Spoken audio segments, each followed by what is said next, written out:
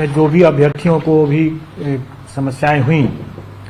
उन सबको ध्यान में रखते हुए हम लोगों ने कुछ सुधार और कुछ परिवर्तन किए हैं। इसमें पहला सुधार तो ये हुआ कि जो परीक्षा 2 दिन हो रही थी पहले, उस परीक्षा को हम लोगों ने एक ही दिन कर दिया ताकि लोगों को अनावश्यक एक दिन नाइट हॉल्ट यहाँ न करना पड़े। काफ़ी लोगों को पिछले बार कठिनाई हुई थी इसके कारण से, तो एक ही दिन की परीक्षा हम लोगों ने बना दिया है। इसीलिए हम लोगों ने वो जो क्वालिफाइंग वाला जो क्वेश्चन है वो घटा करके उसको हम लोगों को 30 कर दिया है और 30 इसी में जोड़ दिया है। मतलब अब टोटल क्वेश्चंस हो जाएंगे 150, जिसमें से 30 रहेंगे क्वालिफाइंग नेचर के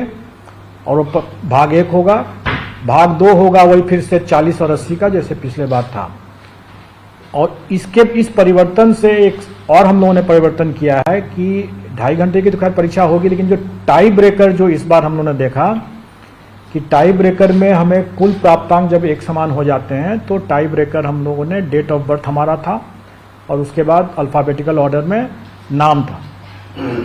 तो इस बार हम लोगों ने इसमें थोड़ा सा परिवर्तन किया है और टाई ब्रेकर इस तरह से रहेगा कि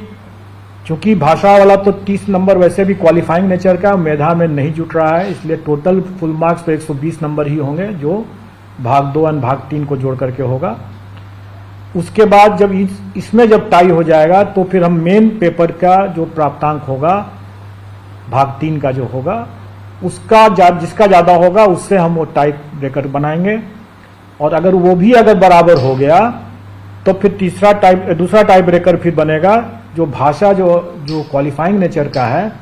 उसमें जिसको ज़्यादा नंबर आएगा वो सेकंड टाई ब्रेकर पॉइंट बनेगा। और उसके बाद फिर तब डेट ऑफ बर्थ और तब फिर अल्फाबेटिकल ऑर्डर में नाम। तो इससे क्या होगा कि मेधा को हम लोग ज़्यादा मतलब तरजीह दे रहे हैं, ज़्यादा प्रायोरिटी दे रहे हैं। इसके अलावा जो क्वालिफाइंग का जो 30% जैसे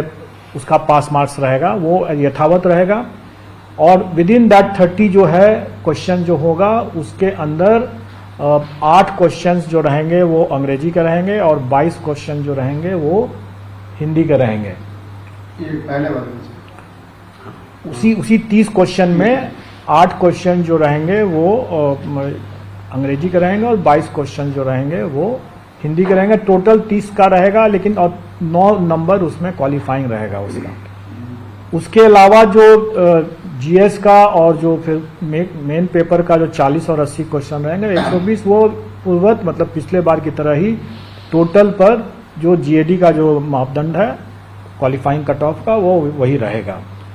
सिलेबस का जो लॉजिक है वो वही लॉजिक इस बार भी रहेगा, मतलब कि जो एनसीईआरटी का जो पाठ्यक्रम है जो बच्चों को जो पढ़ाया जाता है वही पैटर्न रहेगा वही, लेकिन स्टैंडर्ड ऑफ कोर्स उससे ज़्यादा रहेगा। स्टैंडर्ड वही रहेगा जो उनकी एलिजिबिलिटी में जो उनका रिक्वायरमेंट है, जैसे ग्रेजुएशन है तो ग्रेजुएशन लेवल चला जाएगा, अगर पोस्ट ग्रेजुएशन तो पोस्ट ग्रेजुएशन लेवल चला जाएगा।